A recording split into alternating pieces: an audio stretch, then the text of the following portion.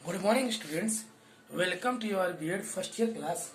आज की कक्षा में शिक्षा की अवधारणा के तहत हम औपचारिक एवं अनौपचारिक शिक्षा में अंतर पढ़ेंगे। That means difference between formal and informal education. अब देखते हैं किस किस के आधार पर हम इसको बांटते हैं। पहले इसका जो डिस्ट्रीब्यूशन करते हैं या डिफरेंस करते हैं हम लोग, उसके टॉपिक को देख लेते हैं। पहला योजना प्लानिंग, दूसरा स्कोप क्षेत्र, तीसरा एजेंसीज डेट मीन्स अभिकरण, चौथा ऑब्जेक्टिव्स डेट मीन्स उद्देश्य, पांचवा शिक्षण की विधियां डेट मीन्स टीचिंग मेथड्स, छठवां डेट मीन्स पाठ्यक्रम डेट मीन्स करिकुलम, फिर अगला अवधि डेट मीन्स टाइम ड्यूरेशन कह सकते हैं, अगला शिक्षक डेट मीन्स टीचर, फिर अगला कह सकते हैं टाइम डेट मीन्स समय, फिर स्थान डेट मीन्स पोजिशन या इस प्लेस, अगला कह सकते हैं प्रमाण पत्र डेट मीन्स सर्टिफिकेशन, और लास्ट में बोलेंगे मूल्यांकन।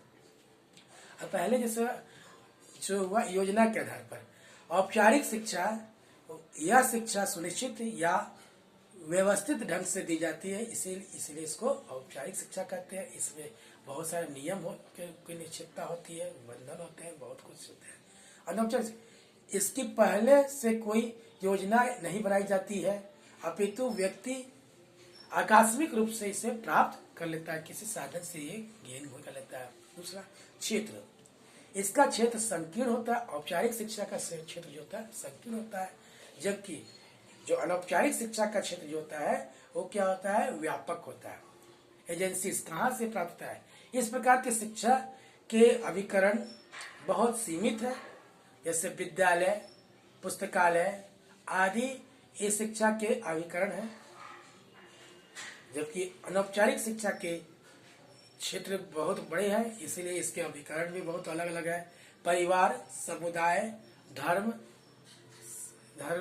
संस्थान, राज्य आदि इस शिक्षा के प्रमुख अभिकरण हैं। उद्देश्य, इसका उद्देश्य क्या है। इस शिक्षा में मुख्यतः बालक के बौद्धिक विकास पर बल दिया जाता है। औपचारिक शिक्षा में किस पे बल दिया जाता है, बौद्धिक विकास पर, जबकि अनौपचारिक शिक्षा में यह शिक्षा बालक के सर्वांगीण विकास में सहायता प्रदान होता है।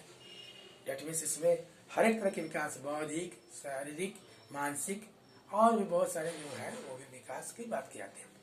शिक्षण विधियां कौन कौन सी लगाई जाती है।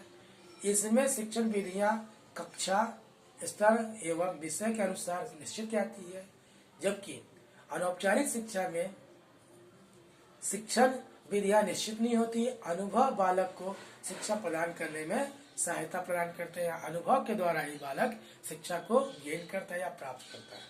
अगला पाठ्यक्रम, सिलेबस कैसा होना चाहिए, करिकुलम। इसका पाठ्यक्रम पूर्व निर्धारित होता है औपचारिक शिक्षा का। इसमें कुछ विषयों का सैद्धांतिक और व्यवहारिक ज्ञान कराया जाता है, जबकि जो अनौपचारिक शिक्षा है इसका कोई पाठ्यक्रम निश्चित नहीं होता। संपूर्ण जीवन ही इसका पाठ्यक्रम माना जाता है और जीवन पर्यंत वह कुछ न कुछ चीजें सीखता रहता है। अवधि, औपचारिक शिक्षा प्रत्येक कक्षा का स्तर के पाठ्यक्रम को एक निश्चित अवधि में पूरा करना होता है, जबकि अनौपचारिक शिक्षा में इसकी कोई निश्चित अवधि नहीं होती। बालक जन्म से भी पूर्व गर्भ में आने के बाद भी जीवन सीखना सीख सकता है, परंतु मृत्यु पर्यंत सीखता रहता है। जन्म से लेकर मृत्यु तक सीखता है। जन्म से पहले सीखने वाला में उदाहरण है हमारा अनौपचारिक शिक्षा में अभिमन्यु है। बहुत सारे ईश्वरीय देने वाले बालकों को हम मानते हैं कि वो जो होता है जन्म से पूर्व ही ज्ञान सीख लेता है और मरने तक ये लोग कुछ ना कुछ चीजें अनुभव के द्वारा सीखते हैं। शिक्षक, कैसा शिक्षक होना चाहिए। शिक्षा प्रदान करने का कार्य विभिन्न विषयों के प्रशिक्षण प्राप्त व्यक्ति करते हैं या उन लोगों द्वारा मिलता है। अनौपचारिक शिक्षा में इस प्रकार की शिक्षा में सभी व्यक्ति शिक्षक हैं, जो लोग हैं, परिवार है, समुदाय है, सभी शिक्षक, क्योंकि किसी न किसी से किसी न किसी रूप में उनका प्रभाव थोड़ा या ज्यादा मनुष्य पे या बालक पे पड़ता है, इसलिए इस पे कोई शिक्षकों की सीमाएं नहीं होती है। समय, इस शिक्षा में मुख्यतः विद्यालय में प्राप्त किया जाता है और विद्यालय का समय निश्चित होता है। इस टाइम में सीखते हैं हम लोग औपचारिक शिक्षा में विद्यालय में, क्योंकि औपचारिकता होती है। अनौपचारिक शिक्षा में कोई समय निश्चित नहीं होती। किसी भी समय व्यक्ति किसी भी प्रकार से शिक्षा प्राप्त कर सकता है। कभी अच्छे से सीखता है, कभी बुरे से सीखता है। कोई कार्य से सीखता है, कुछ अनुभव से सीखता है, कुछ देख के भी सीख सकता है, कुछ संकेत द्वारा भी सीखता है। इसलिए इसमें कोई समय की सीमा नहीं होती है। स्थान, कौन से स्थान को उचित माना गया है?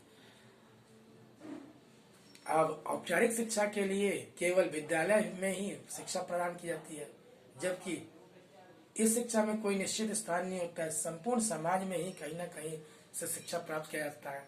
प्रमाण पत्र, इसका प्रामाणिकता कौन करे? परीक्षा में सफलता प्राप्त करने पर प्रमाण पत्र और उपाधि पत्र पर जो प्रावधान होती है वही औपचारिक शिक्षा के क्या है? प्रमाण पत्र है। पर अनौपचारिक से इस प्रकार की शिक्षा में किसी भी प्रकार का कोई भी प्रमाण पत्र या उपाधि आपको प्राप्त नहीं होता है। अनुभव ही आपका क्या है? प्रमाण है। उसके लिए कोई यानी कि पत्रक या कागज की कोई जरूरत नहीं पड़ती है। मूल्यांकन, इसमें सत्र समाप्ति पर पाठ्यक्रम की समाप्ति पर मौखिक, लिखित या प्रयोग परीक्षाएं आयोजित की जाती है और उसी से आपका मूल्यांकन होता है औपचारिक शिक्षा पर। लेकिन अनौपचारिक शिक्षा पर इस प्रकार की शिक्षा में कोई भी लिखित, मौखिक या प्रायोगिक परीक्षा नहीं होती है। वो आपके अनुभव ही आपका मूल्यांकन करते हैं, अनुभव से ही आप लोग कुछ भी सीखते हैं। तो आज के जो टॉपिक्स थे हम लोग देख ही लिए हैं। औपचारिक अनौपचारिक शिक्षा में अंतर, जिसको हम लोगों ने क्रमशः 12 बिंदुओं में पढ़ा। पहला योजना, डेट मीन्स प्लानिंग। दूसरा स्कोप, डेट मीन्स क्षेत्र। तीसरा अभिकरण, डेट मीन्स एजेंसीज। चौथा उद्देश्य, डेट मीन्स ऑब्जेक्टिव्स। पांचवा शिक्षण विधियां, डेट मीन्स टीचिंग मेथड्स। छठवां पाठ्यक्रम, डेट मीन्स करिकुलम। सातवां अवधि, डेट मीन्स ड्यूरेशन। आठवां शिक्षक, टीचर। नौवां समय, डेट मीन्स टाइम। 10वां स्थान, date means place where you have to take the education. 11वां, डेट मीन्स प्रमाण पत्र, डेट मीन्स सर्टिफिकेट। और लास्टली डेट मीन्स मूल्यांकन। कल जो हम लोग पढ़ेंगे इसमें संतुलन पढ़ेंगे। औपचारिक शिक्षा और अनौपचारिक शिक्षा में संतुलन कैसे बनाया जाता है, और भी ऐसे एजेंसी जो कि इसमें यानी कि रोल करते हैं, जिसमें हम लोग निरौपचारिक शिक्षा को रखेंगे।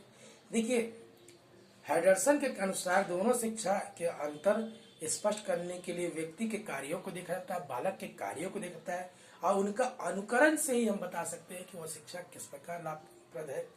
औपचारिक शिक्षा के रूप में प्राप्त करना और अनौपचारिक शिक्षा में प्राप्त करना दोनों ही मनुष्य के लिए बहुत जरूरी है। शिक्षा के अनौपचारिक साधन में दोष नहीं होते हैं और औपचारिक शिक्षा में बहुत सारे दोष पाए जाते हैं। बालक को केवल अनौपचारिक साधनों का प्रयोग करके ही शिक्षा प्राप्त नहीं हो सकता है। इसलिए मुख्य रूप से यही कारण है कि अनौपचारिक शिक्षा का भी एक पोजीशन होता है, स्थान होता है। अनौपचारिक साधनों द्वारा प्राप्त ज्ञान उच्च कोटि का बड़ी कठिनाई से प्राप्त होता है, ऐसा अनुभव के द्वारा प्राप्त किया जाता है। इसलिए उसको यानी कोई भी मापदंड उसका नहीं है। धन्यवाद।